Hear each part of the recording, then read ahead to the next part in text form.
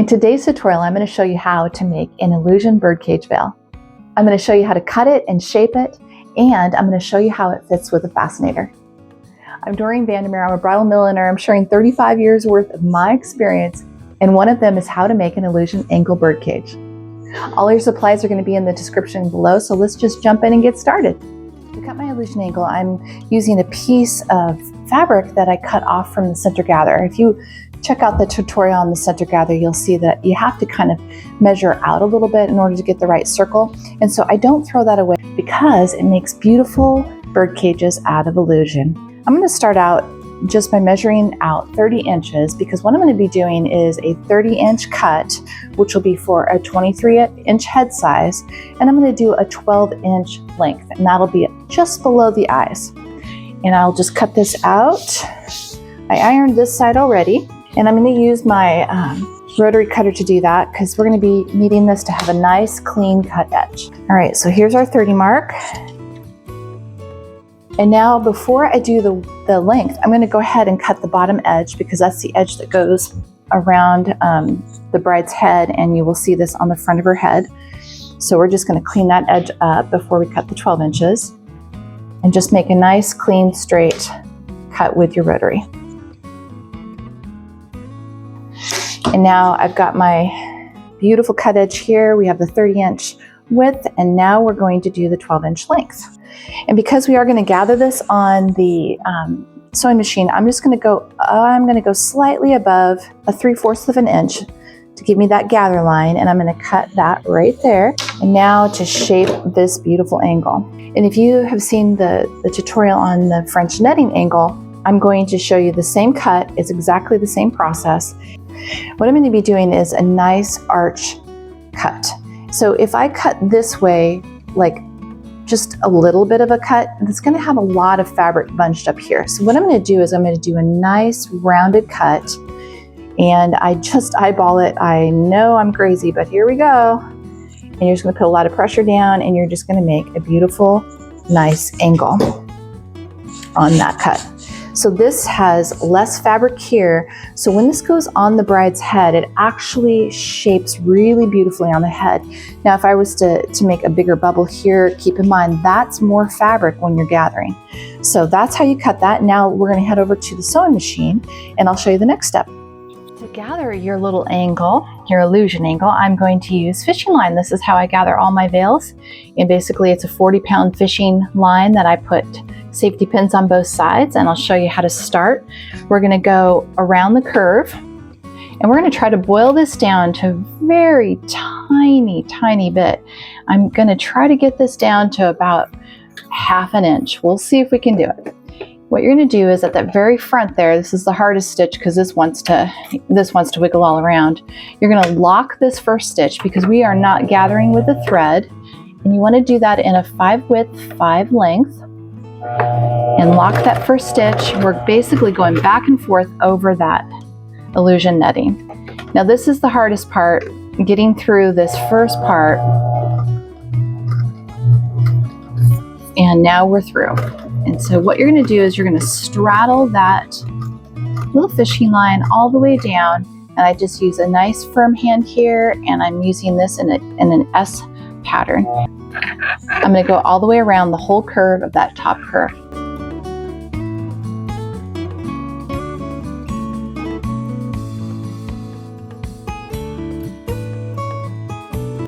All right, I'm at the end, and I'm going to lock that stitch, and I'm going to pull that out. I'm going to cut only the threads, leaving the fishing line in there. Much fun to gather this way. I used to dread gathering. I don't anymore. And now what you're going to do is you're going to take and you're going to just gather that up, and your little angle is born. But that's not all we're going to do. We're going to straighten out all of these gathers. We're going to go back on the sewing machine here in a sec. And because it's nice and curved, it's going to fight you a little bit. So all of these you want to line up, and you want to line these gathers up so that it's nice and straight. We don't want anything bunching over for this next part. Making sure back here is not gathered up, and you're just pulling up all that little salvage or seam allowance. So this is just how I do it on my big veils. Now we're just taking a smaller veil basically and doing the same thing. All right, I'm going to bring my sewing machine back over, and you're going to do a 2 width, to length. And I'm going to come back in here. I'm going to pull this out just slightly, because what we're going to do is we're going to lock that first stitch. And what we're essentially going to do is we're going to take this very tiny zigzag and go back and forth, back and forth, back and forth, creating a very small little ditch. And again, always very important to keep these gathers nice and straight so that they're not, oops, that happens. So they're not bunching over. So lock that first stitch. And now you can pull this in, because we're going to be pulling here at the same time as we're sewing, because we're going to try to get this down to a 1/2 inch. And if we can do it, I will celebrate. Here we go.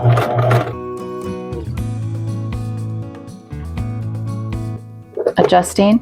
And about this time is when I'm going to use my fingers sort of like straddling this, and I'm going to go back and forth slower. Again, pulling tight. Lock that final stitch. All right, let's measure and see how we did. I'm just a little over 1 inch, but that's great. This was my goal, so I think I can celebrate. We're going to celebrate that we got that one. So now what you're going to do is you're going to keep your fishing line on, and you're going to cut off all that seam allowance. And now I take button loop, which I call bobby pin loop, and that is what we're going to do to finish this off. Let's cut off our little fishing line. All right, coming back through, we got a little bit, when I took off that fishing line, I got a little bit wider. So what I'm going to do is I'm just going to go right now, and I'm going to do a nice little stitch, and I'm going to weave through here all the way to the end.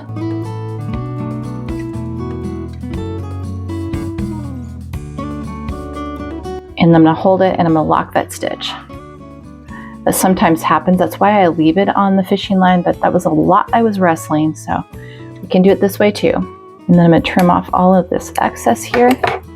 And now with this bobby pin loop, I'm going to just basically go around it, both sides. And what's important when you're doing this is to make sure, because these are the edges that go around the face, make sure when you put this on that these are lined up the same, both sides, which they are. And I put a little bead of glue here, and the loops are how the bride will put it in her hair. She can do some bobby pins and then put a fascinator over that. And then while it's in this open position, that's when I'm going to stitch it in. And you can go back on the sewing machine if you want, but it's just such a small little area. I just hand stitch it.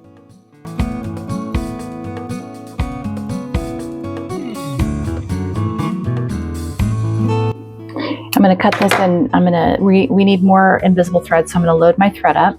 And now keeping those edges rolled forward, lining them up both sides, because you just don't want them flinging in different directions or it'll lay really weird on the head. We don't want that. So make sure they're going in the same direction. And now what I'm going to do is I'm going to glue this side back on. Like invisible thread rolling around. You know, there's always shrapnel when you're doing millinery. Bits of lace, little bits of everything. Okay. And I'm going to snip this loop off here. And every button loop is going to be a little different. Just make it so that it's real nice and clean and easy to put bobby pins in, like that. And then I just sew that on. And if you wanted to, before you did the gathering, you could put pearls on the body. There's a tutorial on Let's Get Crystallized where I show you how to put crystals and pearls on the body of a veil. That is the exact same process I use with these veils as well. And pearls are beautiful, crystals are lovely. Just be mindful of where the bride is placing it on the face so that she doesn't get a crystal landing in her eye or right on the nose or something weird. Just put them so that they are free of any of the facial features. And we're getting thick and heavy here with stuff, so I do need my pliers to pull through.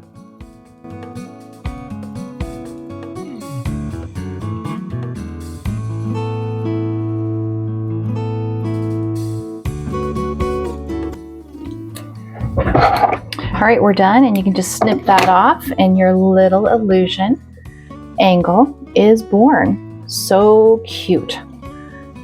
It's got a little sassiness to it. It looks great with fascinators. I do have a playlist started about fascinators, so if you wanted to find, I have a beautiful peonies fascinator over there. That would look amazing with this. There you go. Nice work. And if you would like to learn how to make more beautiful veils, check out this playlist right here, and you will learn other ways that I make veils out of illusion netting. See you later, veil makers.